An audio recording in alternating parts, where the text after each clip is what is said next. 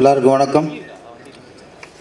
எழில் சாரோட துல்லாமலம் துள்ளும் படம் முடிச்சா இப்போ 25 வருஷம். அவர் சொன்னார் 25 வருஷம்ட்டு ஷாக்காகி போச்சு. இவ்வளோ சீக்கிரம் வருஷம் ஓடி போச்சான்ட்டு. அவன் ஏன் கணக்கு பார்த்தேன் திருப்பாச்சு, நமக்கு சீக்கிரம் வந்துடுமோ அப்படின்ட்டு பயமாக இருப்பேன். வருஷங்கள் வந்து இவ்வளோ சீக்கிரம் 25 வருஷம் டக்குனு வயசானவங்களை காட்டிடும்ல. ஆனால் எழில் சாரை பொறுத்த வரைக்கும் என்றைக்குமே இளமையானவர். அப்போ எப்படி பார்த்தோமோ அதே மாதிரி இளமையோடு இருக்கார். துல்லாமலம் துள்ளும் படம் ரிலீஸ் ஆகும்போது அப்போ நான் உதவி இயக்குனர் இருக்கும்போது தெரியும் பொருளாதாரத்தை எவ்வளோ கஷ்டப்படுவோம்ட்டு. ஒரு படம் பார்க்குறதே ரொம்ப கஷ்டமாக இருக்கும். தேட்டரில் போய் டிக்கெட் எடுத்து அதுக்கே ரொம்ப கஷ்டமாக இருக்கும். அப்படி கஷ்டப்பட்டு ஒரு படத்தை ஒரு தடவை பார்க்குறதே பெரிய விஷயமா இருக்கும். ஆனால் துல்லாமலம் துள்ளும் தான் அந்த கஷ்டத்துலேயும் நான் 2 தடவை பார்த்தேன் படத்தை. அவ்வளோ ஒரு ஸ்க்ரீன் பிளே, சென்டிமெண்ட்டு, சாங்ஸு, அந்த லாஸ்ட் கிளைமேக்ஸு, ஒரு படத்துக்கு எப்படி திரைக்கதை இருக்கணுங்கிறதுக்கு உதாரணமான படம் தான் துல்லாமலம் துள்ளும். அப்புறம் தீபாவளி படம் எல்லாம் பார்த்து எப்படி டக்குன்னு காமெடிக்கு மாறினது ஷாக்காக இருக்குது. ஒரு சீரியஸாக ஒரு சென்டிமெண்ட்டாக பண்ண ஒரு இயக்குனர் டோட்டலாக அப்படியே ஃபுல் காமெடி. சில காமெடி படம் எடுப்பாங்க, நமக்கு சிரிப்பு வராது. ஆனால் இவர் படம் தான் காமெடி படம் எல்லா சீனும் சிரிக்கிற மாதிரி இருக்கும். அது இந்த வேலையில் வந்துட்ட வெள்ளைக்காரன் படத்துலலாம் காலையில் 6 மணி கோழி கொக்கோன்னு கூவிச்சு, அதை கேட்டாலே போதும். அந்த சீனை பார்த்தாலே நமக்கு எவ்வளவு நமக்குள்ளே ஒரு துக்கம் இருந்தாலும் துயரம் இருந்தாலும் அந்த சீனை பார்த்தாலே டோட்டலாக ஓடிப்போம். என்னை பற்றி இயக்குநரில் காமெடி படம் பண்ணி மக்களை சிரிக்க வைக்கிறது மிகப்பெரிய கலை. அதை மிகப்பெரிய திறமை வேணும். அளவு வச்சிடலாம், அது மாதிரி த்ரில்லர் படம்லாம் நம்ம பயமுறுத்திடலாம். ஆனால் மனுஷனை சிரிக்க வைக்கிறது இருக்க அதுதான் பெரிய விஷயம். அதில் எழில் சார் வந்து அதில் இந்த காமெடி கிங்குன்னே சொல்லுவான். அவரை அதில் போய்கிட்டு இருக்காரு. அவருடைய வாழ்த்துக்கள். இன்னொன்று இப்போ கே.எஸ். ரவிக்குமார் சொன்னார், சூப்பர் குட். எனக்கு அதான் தாய் வீடு. அங்கேருந்தான் நாங்கள் திருப்பாச்சி, அங்கேருந்து நம்ம படம் பண்ணது. அதே தாய் வீட்டிலேருந்து தான் எழில் சார் வந்திருக்காரு. அதனால் ஏதோ ஒரு வகையில் அவரோட இன்னும் டால் ஆகிட்டு வந்துகிட்டே இருக்கேன். அதுமாதிரி இயக்குனர் சங்கத்துலேயும் சரி, எனக்கு முன்னாடி அவர் தான் பொருளாளராக இருந்தார். என்ன ஒரு நம்பிக்கை நமக்கு சின்ன கேப் வந்து போச்சுல. முன்னாள் பொருளாளர் இன்றைக்கி பிஸியாக இருக்கார். அதே வழியில் நாளைக்கு நம்மளும் பிஸியாக இருக்கிற ஒரு நம்பிக்கையை இந்த மேடை கொடுத்துருக்கு. எழில் சார் தொடர்ந்து இந்த மாதிரி வெற்றி படங்களை கொடுத்து மக்களை மகிழ்விக்கணும். அடுத்து துல்லாமலம் துள்ளும் ரிலீஸ் ஆகி 50வது வருடத்துலையும் அவர் இந்த மாதிரி பிஸியாக இருக்கணும். வாழ்த்துக்கள். நன்றி சார். ரொம்ப மகிழ்ச்சியாக இருக்குது, ரொம்ப சந்தோஷமாக இருக்குது. எழில் சார் கொடுத்த அந்த வாய்ப்பு தான் இந்த இடத்துல நான் நின்றுட்டுருக்கேன். எழில் சாரை பற்றி பேசணும் அப்படின்னா நிறையா பேசலாம். மிகச்சிறந்த மனிதர். எப்பயுமே வந்து எனக்கு தெரிஞ்சு தமிழ் சினிமாவில் நாங்கள் 4 பேர் அப்படின்னு கிடையாது, ஒரு 10 இயக்குநர்களுக்கு மேலே எழில் சார்ட்டேருந்து வெளியே வந்திருக்காங்க. அதிக இயக்குநர்கள் உதவி இயக்குநர்களானது எழில் சார்ட்ட தான். நம்ம பாரதிராஜா சார் பட்டறையிலேருந்து அப்படின்னு சொல்கிற மாதிரி பாக்கியராஜ் சார் அசிஸ்டன்ஸு, அப்புறம் KS. Ravikumar sir, Vikram sir, இந்த வரிசையில் வந்து எழில் சார்ட்டேருந்து நிறைய உதவி இயக்குநர்கள் வந்து டைரக்ட் ஆகியிருக்காங்க. கருப்பள்ளப்பன் சார், நிறைய பேர் டைரக்ட் ஆகியிருக்காங்க, நிறைய டைரக்டர்ஸ் ஆகியிருக்காங்க. என்ன ஒரே ஒரு காரணம் அப்படின்னா, எழில் சார் கற்றுக் கொடுக்குற ஒரு விஷயம், அவர் கற்றுக் கொடுக்குறதில்ல, அவர் கூட இருந்தாவே நம்ம கற்றுக்கலாம். அந்த ப்ரெஷர் ஹேண்ட்லிங். ஏன்னா வந்து ஒரு கேப்டன்ஷிப்பாக நீங்கள் ஒரு இடத்துல போய் நிற்கும்போது அந்த ப்ரெஷரை எப்படி ஹேண்டில் பண்ணணும் அப்படின்னு ரொம்ப அழகாக கூலாக ஹேண்டில் பண்ணுவார். யாரையுமே காயப்படுத்தாமல் ரொம்ப அன்பாக பேசி அழகாக ஹேண்டில் பண்ணுவார். ஒரு நாள் தீபாவளி படத்துல எல்லாம் ஷூட்டிங்கில் வந்து பெரிய செட்டு போட்டு ஜூனியர் ஆர்டிஸ்டில் ஒரு 300 பேர் ஜூனியர் ஆர்டிஸ்ட்டு, கிளைமேக்ஸ் சீக்வன்ஸு, பவனம், ரவி சார் எல்லாமே வந்துட்டாங்க. எல்லாமே ரெடியாக இருந்துகிட்டு இருக்கும்போது யூனிட் 20 காலையில் ஒரு 7:38 வரைக்கும் வரல. எங்கன்னு விசாரிக்கும்போது யூனிட் 20 பஞ்சர் ஆயிடுச்சு அப்படின்னு. சார்ட்டு எப்படி போய் சொல்ல போகிறான்ட்டு மேனேஜரை பயந்துகிட்டே வந்து சொல்கிறாங்க, சார் இப்படி வண்டி பஞ்சர் ஆயிடுச்சு. அப்படியா, சரி ஓகே வாங்க ரூமுக்கு போய் அந்த சீனை பேசுவோம் அப்படின்ட்டு ரொம்ப கூலாக, பஞ்சர் ஆயிடுச்சு நம்ம என்ன பண்ண முடியும், போய் பஞ்சர் ஒட்டிட்டா வர முடியும், பஞ்சர் ஒட்டிட்டு வரட்டும் அப்படின்ட்டு அந்த டயத்தை கூட வந்து ரொம்ப கூலாக ஹேண்டில் பண்ணி அந்த ப்ரெஷரை வந்து எல்லாருக்கும் செலுத்தாமல் அந்த சீனை அந்த மிட்வீன் கேப்பில் எவ்வளோ மெருகேற்றணுமோ அப்படி தான் வந்து எழில் சார் வந்து அந்த சீனை ஒர்க் பண்ணார். ஸோ அவரோடு ஒர்க் பண்ண அந்த ஒரு திரைப்படம் தான் வந்து எனக்கு வந்து வெண்ணிலா கபடி குழுங்கிற அந்த வாய்ப்பை கிடச்சிச்சு. இன்றைக்கி சூரிங்கிற ஒரு நடிகன் இன்றைக்கி ஒரு கதாநாயகனாக இருக்கிறான் அப்படின்னா அதுக்கு காரணம் எழில் சார் தான். தீபாவளி திரைப்படத்தில் ஒரு சின்ன ஒரு கதாபாத்திரம் கொடுத்துருப்பாரு, அந்த ஒரு 2 சீனில் பிரமாதமாக சூரி நடிச்சிருந்தான். அதை பார்த்துட்டு தான் இந்த பையன் ரொம்ப நல்லா நடிக்கிறானே அப்படின்ட்டு அதுக்கப்புறம் நான் என்னுடைய முதல் படத்தில் வந்து வெண்ணிலா கபடிக்குள்ள வாய்ப்பு கொடுத்தேன். சூரி இந்த இடத்துல இருக்கிறதுக்கு காரணமும் எழில் சார் தான். நிறைய நடிகர்களை வந்து எழில் சார் வந்து அறிமுகப்படுத்தியிருக்காரு. நிறைய டெக்னீஷியன்ஸ், கேமராமேன், எடிட்டர், ரைட்டர்ஸ், இப்படி அவர் நிறைய நடிகர்களுக்கு அவருடைய வேல்யூ தெரிய மாட்டேங்குது. அதாவது இன்க்ளூடிங் காமெடியில் நடிக்கக்கூடிய ரவிமரியா சார் சொன்ன மாதிரி தான், அவ்வளோ ஈஸியாக காமெடி வந்துடாது. ஒரு நடிகர்லாம் வந்து ஸ்டேஜில் வந்து எழில் சார் நாங்கள் உட்காந்துக்குவார், நாங்கள் இங்கே எல்லாமே வந்து பண்ணிடுவோம், அப்புறம் வந்து அப்படிலாம் கிடையாது. என்ன கண்டென்ட்னு முழுசாக சொல்லிடுவார். அந்த கண்டென்ட்டில் எவ்வளோ தேவைன்னு அவருக்கு தெரியும். எடிட்டிங்கில் அவங்க நடித்தது எல்லாமே வராது, அவங்க பக்கமாக நடிச்சிருந்தாலும் அது ஆடியன்ஸ் பல்ஸ் தெரிஞ்ச ஒரு இயக்குனர். இந்த சீன் ஆடியன்ஸ் கைதட்டுவானுங்க, இந்த சீன் சிரிப்பானுங்க, இந்த டைலாக் சிரிப்பானுங்க. நம்ம சொல்கிற 10 சீன் சொன்னால் 10 சீனுக்கு சிரிப்பார். ஆனால் எந்த ஒரு சீன் ஒர்க் அவுட் ஆகுமோ அந்த ஒரு சீன் மட்டும்தான் அவர் வந்து சூஸ் பண்ணுவார். அப்படி ஆடியன்ஸுடைய பல்ஸோட, ஆடியன்ஸோடைய டேஸ்ட்டோட இந்த நிமிஷம் வரைக்கும், அதாவது 25 வருஷம் படம் பண்ணுறதும் இயக்குனராக இருந்தார் அப்படிங்கிறத விட 25 வருஷமும் படம் பண்ணிகிட்டு இருந்தார் அப்படிங்கிறது தான் வந்து ரொம்ப பெருமையான விஷயம். நானும் வந்து உங்களுடைய கோல் என்ன அப்படின்ட்டு நிறைய பேர் வந்து என்கிட்ட கேட்கும்போது, உங்களுடைய இலக்கு தெரியலைங்க, ரஷ்னேட்டராக வந்தோம், டைரக்டர் ஆகணும், அவ்வளோதான், வேறு ஒன்றும் பெருசாக அப்படிலாம் எனக்கு எதுவும் தெரியல. ஆனால் ஒரு விஷயம் மட்டும் மனசில் ஆசை இருக்குது. என்ன அப்படின்னா, என் பையன் இன்றைக்கி வந்து 7th போயிட்டுருக்கான்.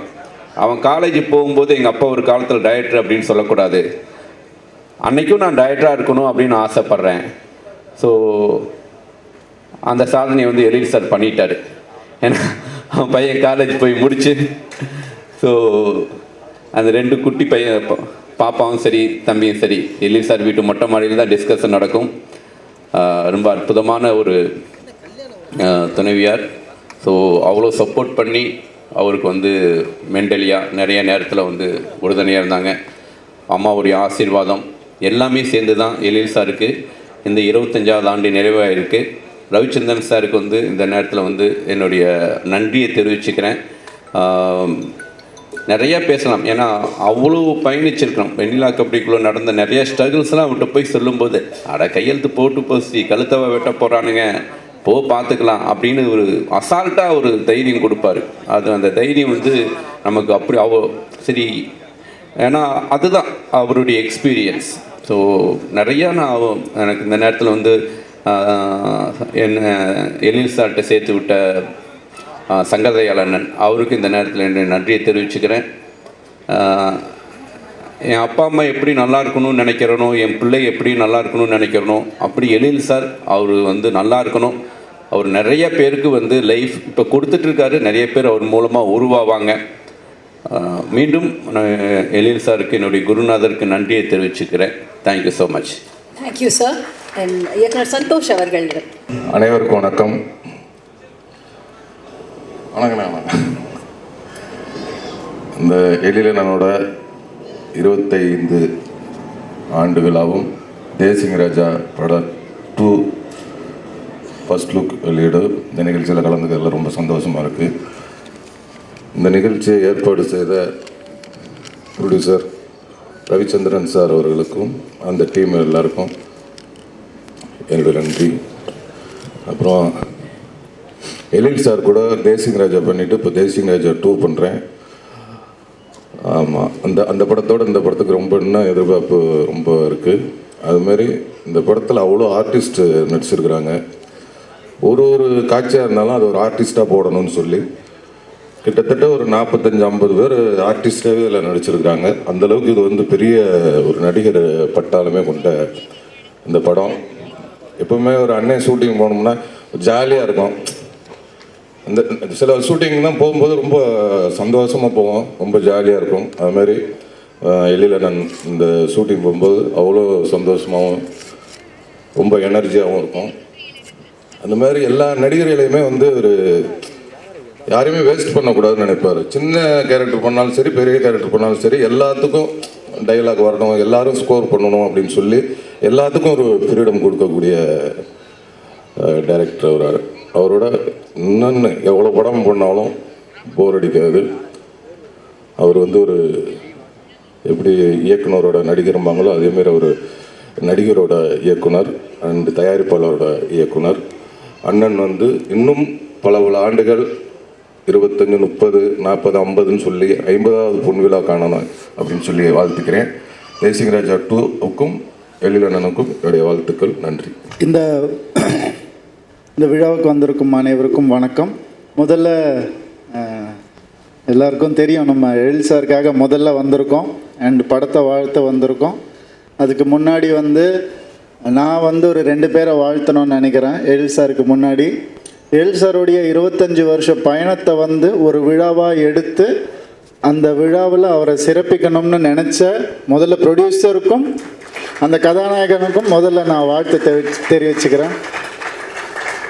இந்த ஒரு நல்ல எண்ணத்துக்காகவே உங்கள் படம் ரொம்ப நல்லா ஓடும் sir. Because Ezhil sir deserves it. அவர் பண்ண படங்கள்லாம் பல ஹீரோஸ்க்கு ஒரு மிகப்பெரிய சக்ஸஸையும் ஒரு நல்ல ஒரு பயணத்துக்கான ஒரு வழியையும் அமைச்சு கொடுத்தது. அதே மாதிரி தான் எனக்கும் அவருடைய பயணத்தில் நானும் ஒரு அங்கமாக இருக்கேன்னு நினைக்கும் போது ரொம்ப ரொம்ப சந்தோஷமாக இருக்குது. அண்டு எழில் சார் பற்றி உங்கள் எல்லாருக்குமே தெரியும், அதுக்கு தான் இங்கே வந்திருக்கீங்க. எனக்கு தெரிஞ்சது என்னுடைய எக்ஸ்பீரியன்ஸில் அவர் ஸ்கிரிப்ட் நான் படிக்கவே மாட்டேன், அவர் சொல்கிறத தான் நான் கேட்பேன்.